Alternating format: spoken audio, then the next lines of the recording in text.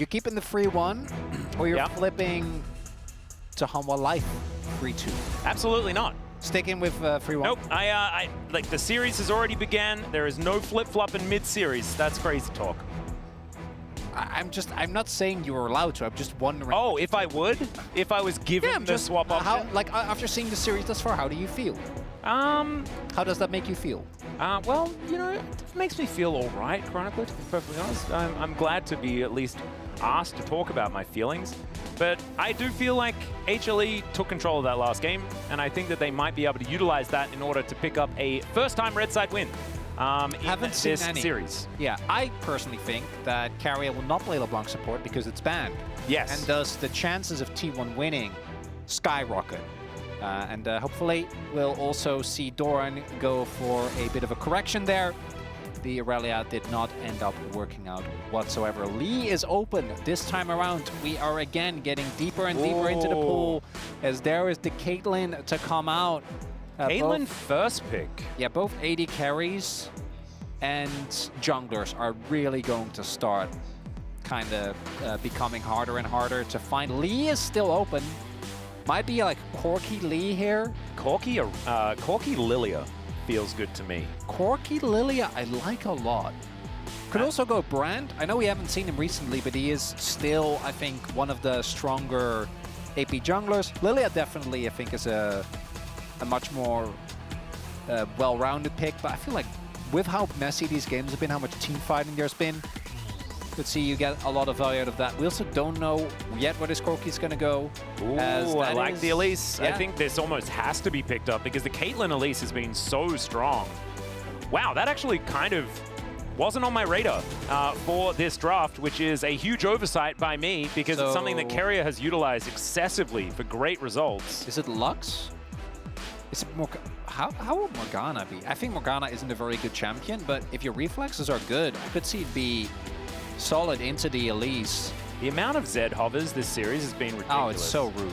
I think it's obviously Talon, though. That's the likely pickup, is instead Jack's going to be locked in for Doran. Classic. One of our, like, actually probably our best team-fighting Jacks that we have in the LCK.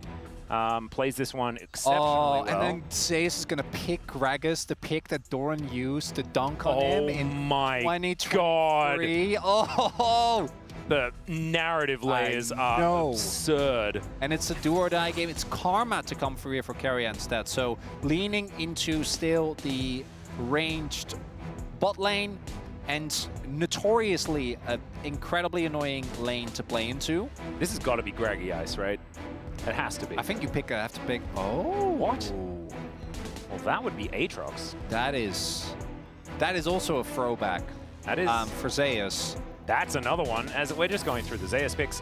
Oh, it's locked in. Okay, never mind. Okay, so... That's the first one we've seen, right? Yeah, I don't even know at what state Aatrox is in right now. It's fine. It's just Aatrox. All right, it's not just Aatrox. I don't think he is particularly anything. With Aatrox, one of the good things is that you get to harass Jax. You get to not be as hamstrung. Again, I think you do have a lot of buttons that work through Counter-Strike. Yeah, exactly, right? You can still, if you hit your sweet spots, do a good amount of damage. And importantly, I think that the issue with the Gragas and Cannon both was that you are going to be very heavy on AP. And they don't want to run the risk. I think this also allows you to still be flexible with what your jungler is going to be, whereas if you pick an AP top laner, you're kind of tied. And like we might just see full-on jungle bans here. There is also still the chance that this is not a top lane Jax, but a jungle Jax, which I'm pretty sure Canyon pulled out. Yep. I don't think that's likely, but it is a possibility as the Ziggs is taken away. Yeah, it makes sense, right? Because you're playing into a lead. Yeah, dodge the lane. Dodge the lane completely. Just go for something with wave clear. The other option that like would do something similar is what, like Seraphine? Just try and AFK wave clear, but Seraphine at least does sound like a pretty horrible laning experience. I mean, Viper is the kind of player that's very happy to play a whole bunch of things. There's a Lilia I was talking about before, but actually it's HLE that banned that one away. Might even still be Corky, right? Like we don't... It could just be Corky bot and you lane swap. Corky Elise doesn't fill me with a whole lot of joy into a Caitlyn combo. No, but again, we're in game 4 Fearless, right? So yeah, true. We're gonna be somewhat hamstrung. Does certainly call for a lane swap. That's absolutely true. Yeah. Otherwise, please, goodness gracious. Yeah. Final ban for T1. It is going to be Rakan. I can't believe Rakan is still which also signals that they don't know for sure that this is going to be elite support. It could also theoretically go towards Peanut, particularly with the fact that he's flanked by most likely 2 AD laners. And even though she is like out of the meta almost completely these days for quite some time, as that's Diana. Ooh, I actually think Diana is in a great spot right now. Wait, does that mean that they just last pick Yasuo and T1 has to pick it away if they want to avoid the Diana Yasuo? Oh boy. Because then you can set up Yasuo with Aatrox Qs and stuff. And oh my god, that would be so fun. I think it might even be bad, but like it's fun. My goodness. Okay, Faker is going to go back to one of his most iconic picks. Every pick is one of Faker's most iconic picks, but this one's the Ahri. He's got that really cool skin on this champion. What is the jungler going to be? Well, I mean, Lee Sin is banned. Talon is a champion, but Nocturne is too.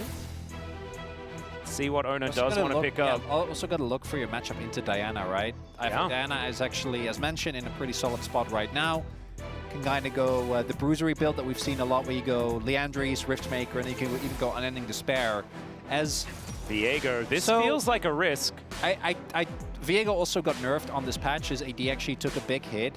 I want to highlight though, if there is a Viego, this is a Viego draft, right? Like I mean, it was always Yasuo. Woo! It was always Yasuo. We knew that. Yeah. The funniest part is that if the Aatrox wasn't there, I'm like, they can even have Zeus play Yasuo, but it's gonna be sick. I mean, they could also they could still swap if they felt like it, but I just okay, it's not Showmaker, okay? We're not seeing Aatrox fit. Yeah, but it's not Chovy. I mean, Chovy did like to play a bit of Aatrox. Oh yeah. He also played at top when he was just a top laner for some.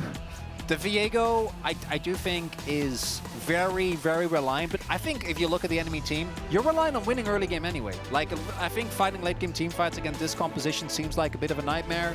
So indexing heavily onto getting early kills, getting the resets, and trying to play for the early skirmishes is a good call. Although T1 tried it in game number 1 and it backfired immensely.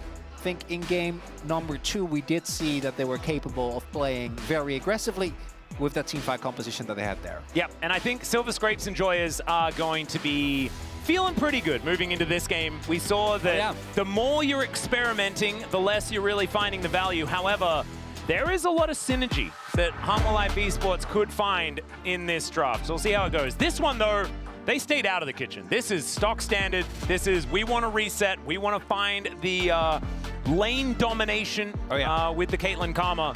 But this Diana Yasuo, we used to see Showmaker and Canyon abuse this pairing so often. G2 fans are obviously very aware of it as well. Let's dive onto the Rift and see whether it works here in the LCK Cup.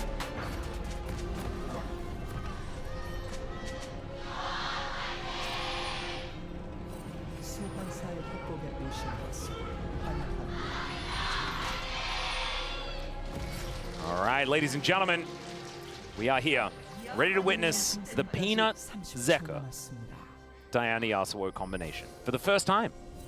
Bit of fun. It's a nice debut that we get here in game number 4. HLE, if they manage to win here, they will be staying in the LCK Cup, and T1 will be knocked out. Whew. And we will see them again in the LCK when it starts up. We have the wards being put down here, and yeah, I mean, Humble Life won the lane swap, right? Like, that's kind of the takeaway here. Interestingly enough, they might end up just not having Zeus in the lane at all, and instead just have him do the same thing where he lanes mid with Zeka for a little bit, and then once the threat of a certain dive, it's funnily enough, like with Karma Kate, it's not even going to be the elite situation where you're like, oh, I'm level 1 and full health, and no, you'll get poked down, and you won't get able to ever even dream about seeing a wave. As Doran should also know that this is happening and is respecting as such, so good for him. Yep. Viper going to be moving in, has that fleet footwork, just in case the Caitlyn lane was a thing that he had to deal with. Going to sacrifice the first wave of minions there as well, as the Cocoon is pretty good there. Delight getting his eye in effectively. Yeah, I think he would try to get some experience, but didn't.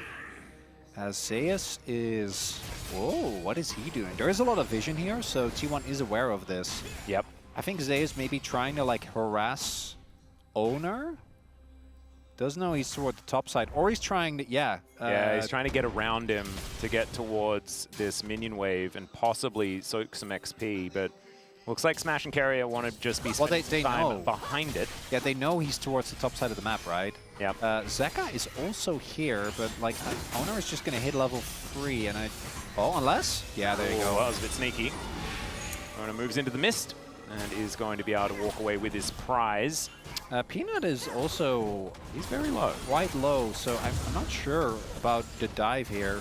Counter-Strike's available. Oh! That's a really nice Cocoon. A late Counter-Strike, and they're just able to wait it out. The last tick of Ignite, not quite enough there, but Viper just going to get delivered a kill. Fleet footwork makes him real speedy as the turret gets real mad. Man, they are so dangerous, but he's able to take a couple at full health, and he'll be backing away. So that is first blood going over to HLE, a decent start. Yeah, the fact that Doran doesn't even get to really utilize his Counter-Strike there, really nicely done by Delight. No fear, just ends up finding himself his Cocoon. As you can see, Doran just gets clipped. All the damage already comes down by the time he Counter-Strikes. Ignite comes through, Peanut finds a Q as well. And then Viper very leisurely just walks up. Takes 2 turret shots, as we see, is a little scary, but nothing too crazy. There, didn't even have to use the power of Elise, right? Didn't even have to use the E and use that dive potential, as now we do have them matched towards the top side of the map, as thank you, Spider, says Delight, as that tanks the And also W thank from you, Owner. Scryer's Bloom, as that allows him to repel out of there. Nicely done. Carrier not quite finding the damage there with the Mantrid Q. Faking out, trying to stand his ground against Zeka, who is... Oh, Delight's here, he has Flash. Yeah. Peanut's turning up as well. It's a little bit early for the Yasuo-Diana combo. Still, they are going to be trying to push Faker out of this lane, and so far Zeka has actually done a great job as far as farming things out.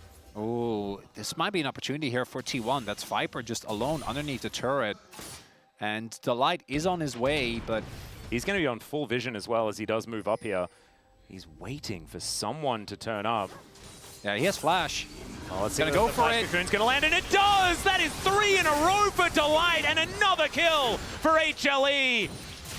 And Viper has been able to deal with these minion waves up until now. Let's see whether T1 can actually answer back, as now Viper, let's see what you can get done here. He's got Exhaust, as they're trying to tank this up. The force bomb value is gigantic. So far, he's not. There flashes out of the Peacemaker. But they're now trying to wait for this to reset. Owner's underneath the turret. And will he go down? The answer's no. Enough movement speed to get himself out of there.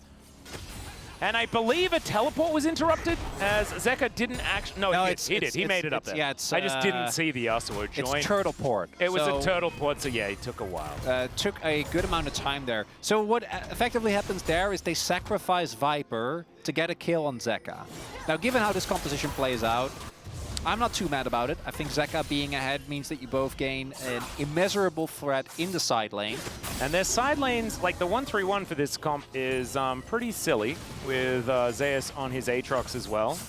Known to be relatively good at this champion, if 2023 said anything about it. Yeah, did do recall him winning an award of such.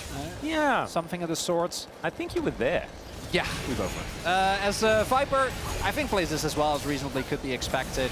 Unfortunately, eventually does get hit by the CC chain. And right, like there's the combination of the Karma's root, then followed up by the Carrier's shield there was trap. absolutely fantastic of making sure that Owner survives. Yeah, and I don't think they go for that if they don't know where Delight is. So Delight showing on mid, I think, is actually what caused that, as...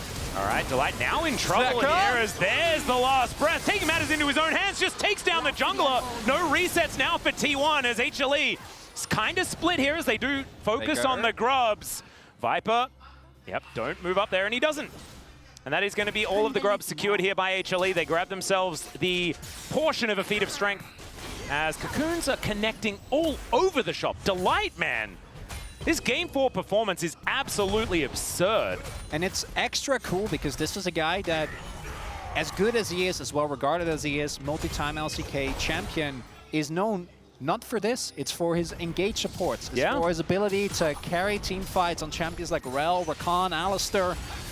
And yet here we are, witnessing him kind of run circles in the early game. 100% kill participation has been on point with these Cocoons. And look at where the kills have gone. Oh, yeah. Like, it's 2 kills for Zeka. It's like he's put money into the pockets of the correct people. Yeah.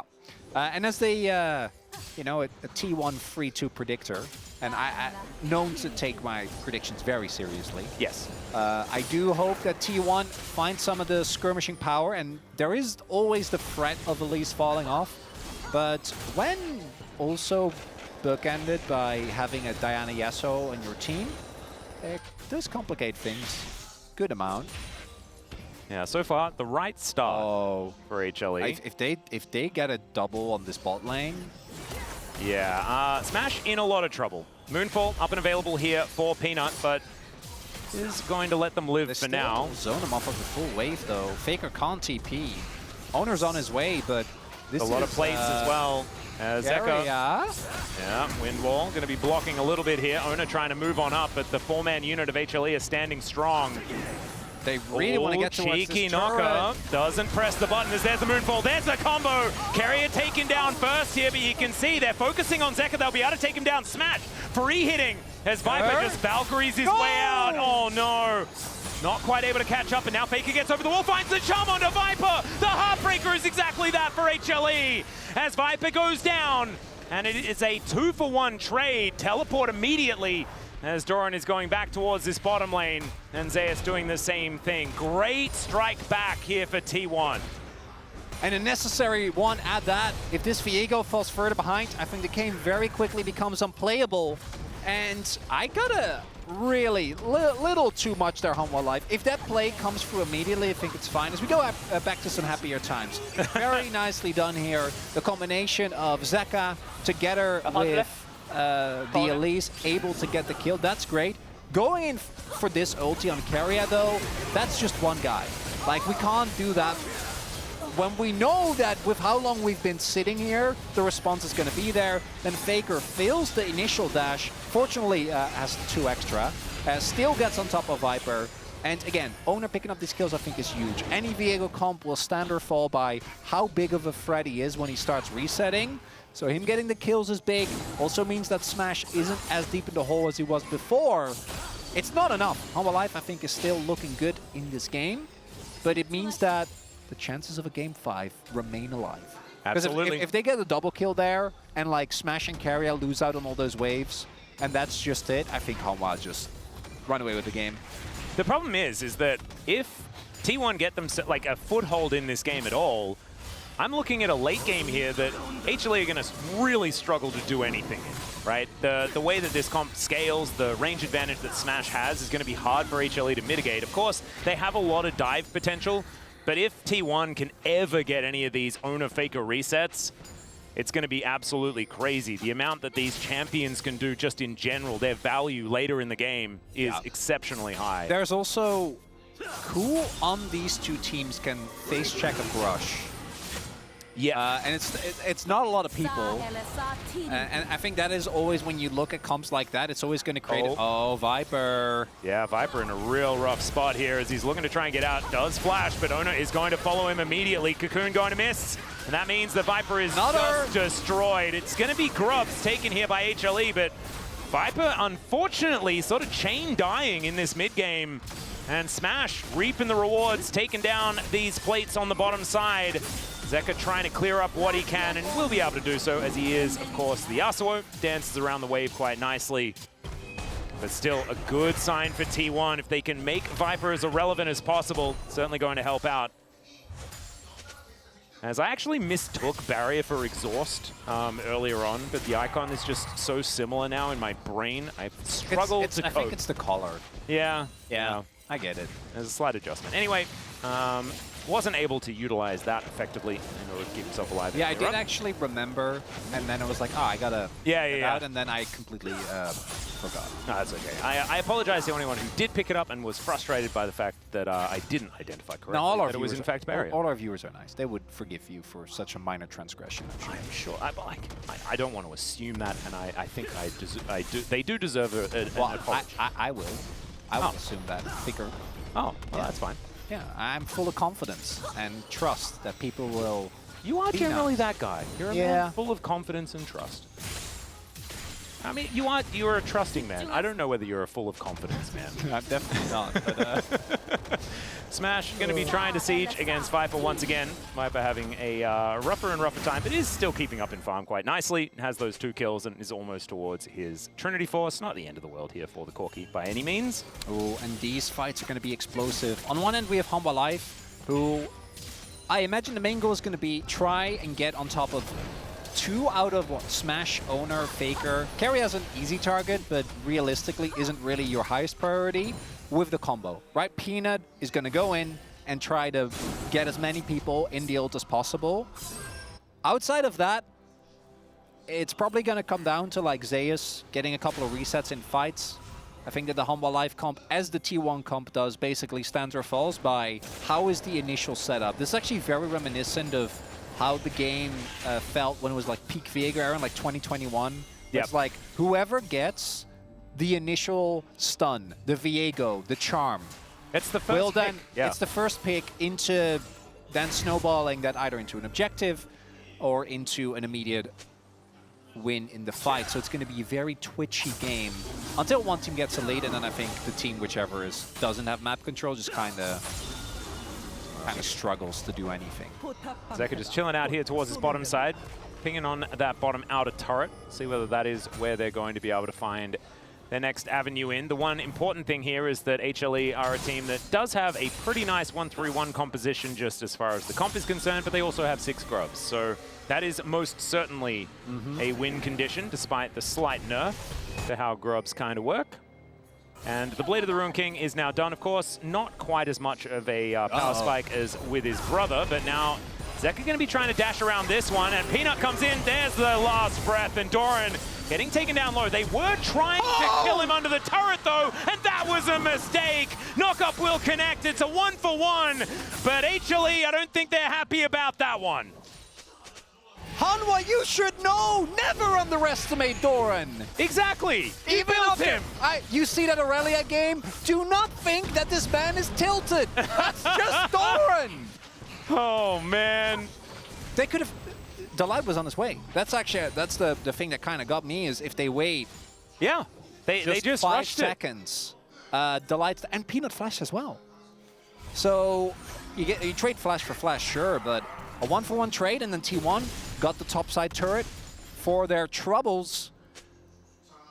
And it's only 500 gold in it. This is absolutely insane. Still, feats of strength do go over to HLE, so I guess that they've got that as far as a slight advantage is concerned. But yeah, we haven't seen feats of strength really be make or break. Yeah, I did get a bit hypey there about Doran.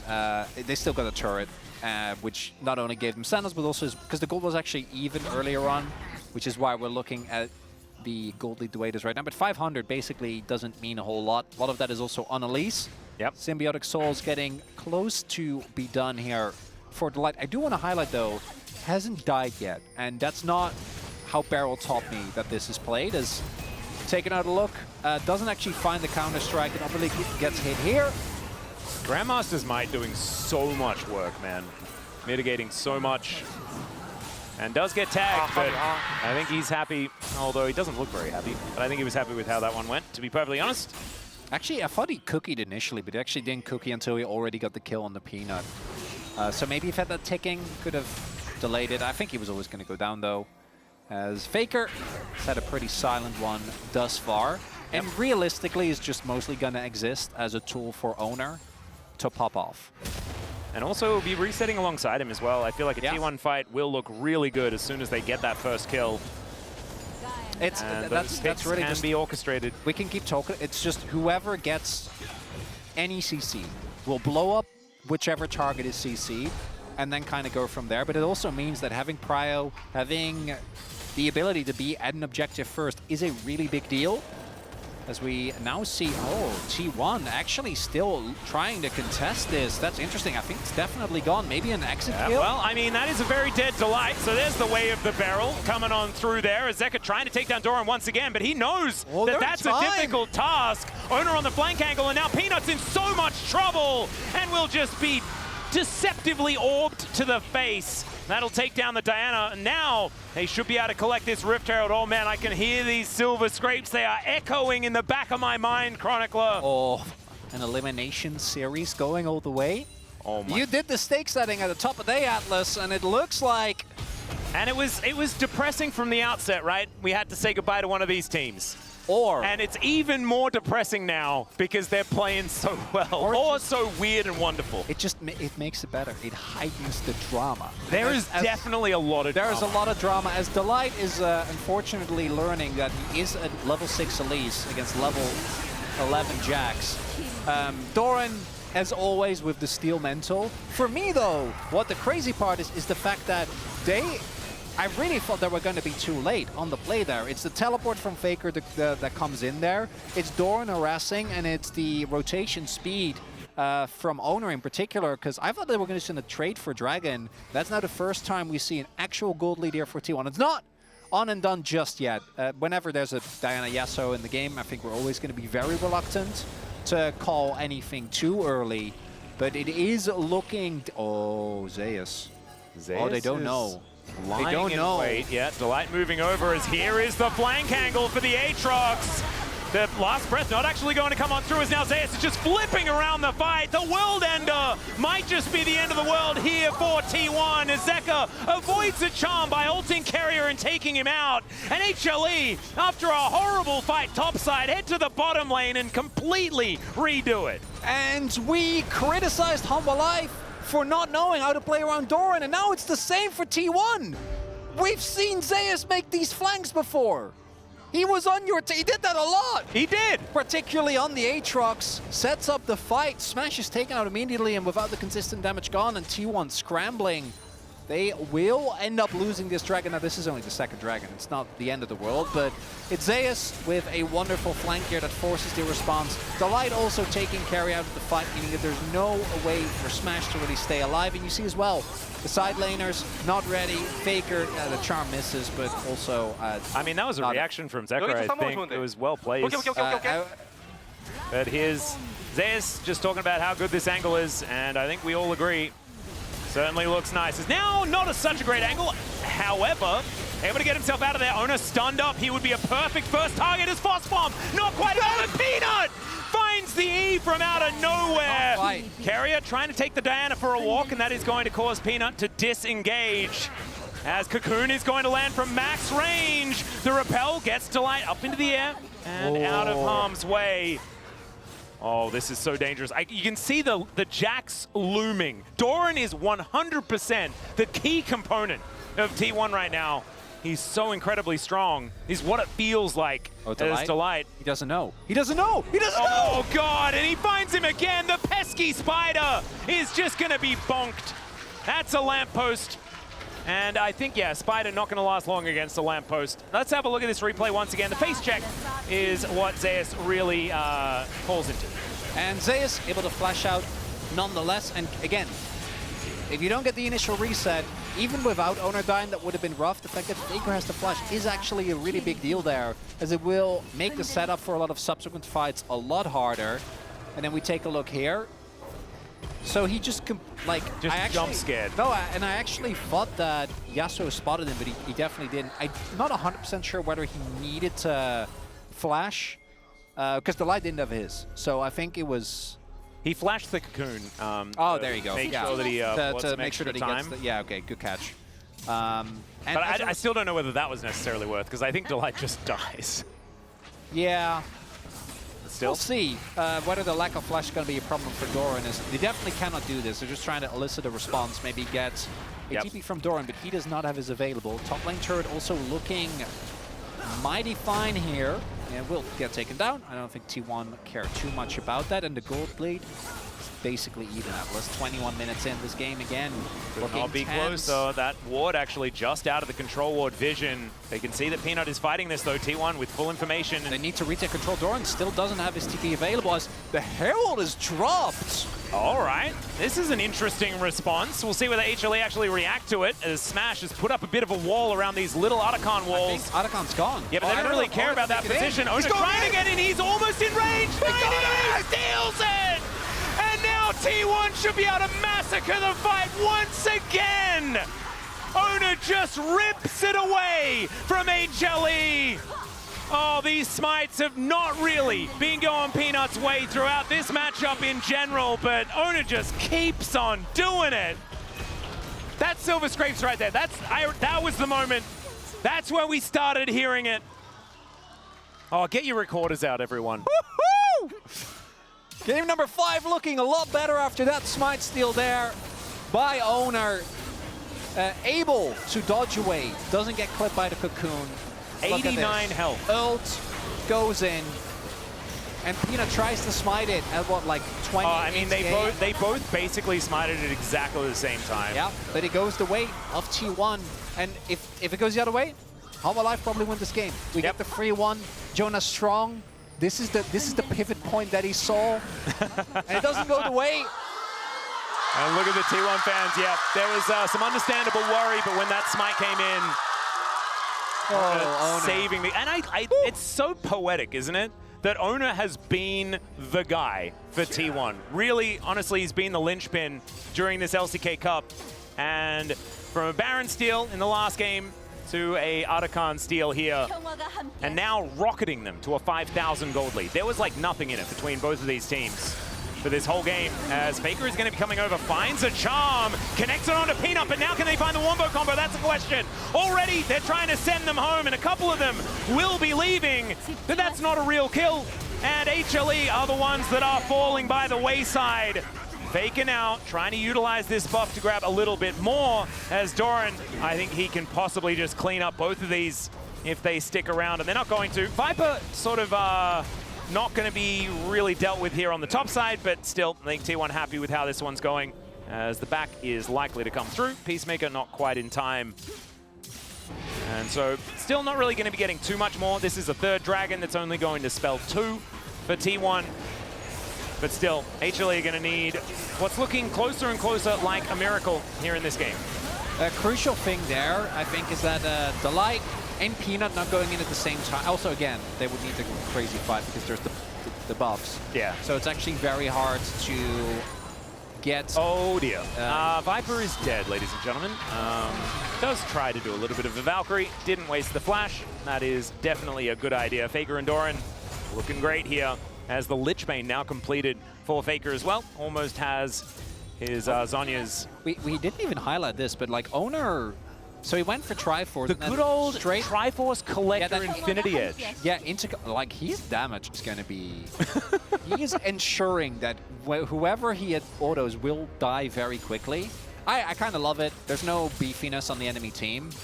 There's also, we haven't talked about it as much because we've mostly been focused around, you know, Delight, who actually is approaching barrel level, so that's something. Yeah, he's made a real turnaround, I think. Viper having a bit of a rough one, but also this Aatrox counter pick that just hasn't really done anything. Well, he had the flank. That was really good. That was it, unfortunately, as oh, this is a trap waiting to be sprung. Yep, some looming Fakers. They change positions. Somehow it's kind of working, though, as there's the knockup. Faker is going to be sent home. Still has the Otacon buff, and they take down the Diana. As there goes Zeker as well. Zayas trying to make his way out as Viper, ace in the hole, tries to take the blast cone. The counter-strike not quite in range, as Doran just wants another leap strike, and there it goes, empowers him. And Delight is not long for the world, ladies and gentlemen. Does use the repel to create a little bit of distance. It's a nice cocoon, but it's only a matter of time. Just while the itsy-bitsy spider falls down the water spout. Yeah, Faker with that stopwatch. Combat? Yeah, could be. Okay, Carrier. I don't know if no, Carrier really wins these. No, I actually think this is good. Like, you can just delay the kill as long as possible. Like, you don't actually need to kill him. Well, he is just going to flash into a cocoon and probably win. Never mind. That is a great snare. Just leave! Yep, he just kills him. All right, not even close. Yep, well, the Baron also goes down. That is sort of the main part of this story, ladies and gentlemen. T1 securing the big buff. I was engrossed by that 1v1. I know. That was some Eric Doa Longquist levels of supportal combat. You love to see it. As we see here, well, I have no choice but to check. They do not have vision and are forced to just walk into the jungle. Whichever team is going to fall behind is going to have a really tough time with this. So I think from this point, Humble Life probably discussing what is going to be the setup in game number 5. Game number 5 in Fearless. We are going to see some weird stuff, Atlas, and I can't wait. We definitely already have. Possibly earlier than we necessarily needed to. Okay, yeah, we did get a LeBlanc. I kind of repressed it, the memory of it, because it was not good. It was not. This also, level of cooking that HLE have done, they're the ones that were led into the kitchen this time, and it also didn't work out for them. So as far as this episode of MasterChef is concerned, I feel like the judges have been quite upset with how the food has been prepared on both sides. Yeah, it's been a consistent red side. Yeah. You know, where we're like, what if we pick this? What if we went for this crazy plan? Well, let's just see how it does go. His interruption on the leap strike there was quite nice from Zeus, but now he finds himself on the wrong side of this one. Can he get the health back? He sort of can, actually, as he gets back over the wall. There's a 5-man ulti from Peanut. Is it going to be enough to win them the fight, though? His owner, he's able to start these resets, but the rest of them are on the floor. HLE, they found the one window to get them back into the game. Smash trying to be the hero, but it's not enough, and Zeus cuts him down. Can they end? Where he stands, that's an ace, and maybe they can. Oh no! Look! No, I don't think so. Look at the way. Okay, so I'm like, there are still. There's a million turrets. There's too many turrets. Look at Zeka's face. He's like, that was really cool, guys. We have to do that maybe twice more. Yeah. I mean, that's bounty gold, though. So as far as like doing it again, they are at least going to have more money to fund it. Yeah, I am going to guess that T1 probably are not going to be looking to 5-man stack trying to kill an H. Like, I know Peanut is the one that's, but like, credit to Zeus, man. Dodges the charm, dodges the owner stun, then gets out, and that's what sets up this play. Oh my 5. God. Man, if you're not familiar, Diana's ult also becomes a lot more threatening the more people that she yoinks in. And Zeka is one of the most fat members. Owner desperately tries, actually gets closer than I was expecting initially. Smash also, like, really playing the best that he can, but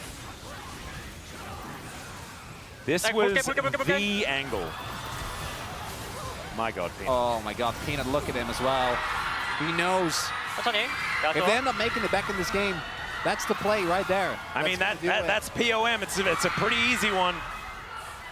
And Smash almost managing to kite it out, but not able to do so. And you can see Zeka pretty happy with how Peanut played that one. There is still a chance that we do go to game 5. Yeah, he's like, that's all that Diana Yasuo has to do. Let's just do that more. There is one world where no one gets a correct prediction, which is if Humble Life free 2. Yeah, that's true. And I think this game still is in a dire spot. Although at this point, the gold lead is... I mean, it's basically gone. It's not that big of a deal.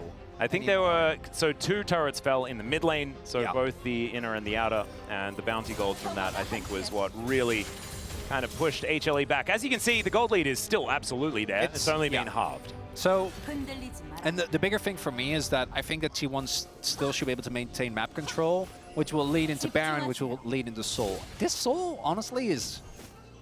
Like, I actually think Hextech would be better. Like, I actually think that Ocean... Because these are 2 all-in compositions. Isn't Hextech always better? Sorry, Chemtech. I think Chemtech actually would I mean, Chemtech got buffed. Yeah, by 2%. Yeah, so Chemtech would be... I'm not going to engage with you on this. Chemtech actually, I think, would be... And obviously, Mountain would be out of this world for either. Getting the shield would be a big deal. Delight is just going to face check. Can he repel in time? The answer is yes. Wants to avoid the damage, but what goes up must come down. And now Owner gets to be an Elise. Oh dear. Look at that. I feel like that was jungle. A bit of a fizzle though, because now T1 will have a lot of extra control. Thankfully, Delight will be back up before this Baron is really a problem. I don't think it really matters. Like, if you look at, like, Delight's dead, but they already have control of top side. So if T1 base now, then make their way over towards the Baron and start sweeping out, you were going to have to retake control anyway. They do lose the threat of Delight waiting in a brush, so I guess that's something. As Randuin's done now for Zeus, Zeka also going for very much a bruiser build. Yeah. As opposed to going more damage heavy, which I think in Yasuo, Diana actually makes sense. Like, I think your damage is going to be a lot lower, but you are forced. You can't really fish. Your job is for your job is to ult. Yeah, you really have to. And also, Viper, even though he's had a bit of a clanker of a game, is still a 4-item Corki. So as Zeka just holds them in place, Zayas can get a sweet spot, Viper can do something, then there is still a shot. He lands a phosphorus bomb on top of all of these held in the air champions. He will definitely do a damage. Faker also doesn't have death cap yet, which would be really big. 12 seconds here. I don't know how close he is. Haven't seen his gold for a bit. I'm also not sure how long he's been sitting on these two. Oh, this is a good play though. For T1, they're going to draw them towards this mid lane. Also, because of that play earlier, no inhibs taken yet. Nope. Oh god. Oh my god. This game had no right to be this close. I know, isn't it amazing? And it's not even that close, right? It's still a 5,000 gold lead for T1. They still have a lot of control here of this top side. Smash doing a lot of damage. Doran so far. Oh, yeah. T1 certainly making this composition work. As you can see, Smash has closed the door. HLE are not allowed to enter the river. This is what you have to have around your pool. Make sure you got your fences so that no kids can go in and have some trouble, as Nona takes a lot of damage. An outdoor pool. That's definitely...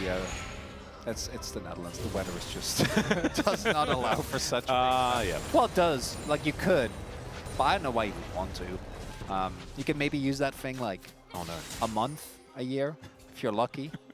Unless you're like, do you like swimming in the rain?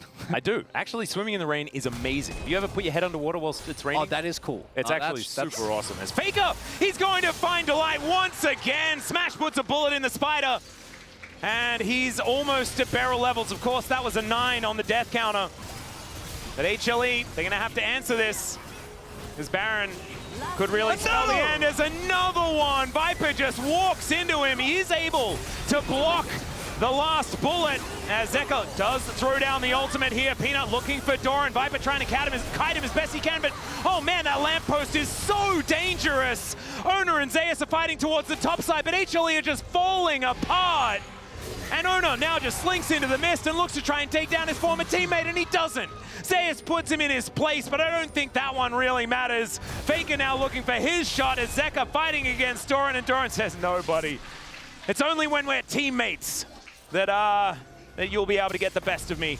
As Smash and Carrier moving towards the top side just to get the work done and send us towards game number 5. Delight will respawn and a little sheepishly throw out a volatile Spiderling.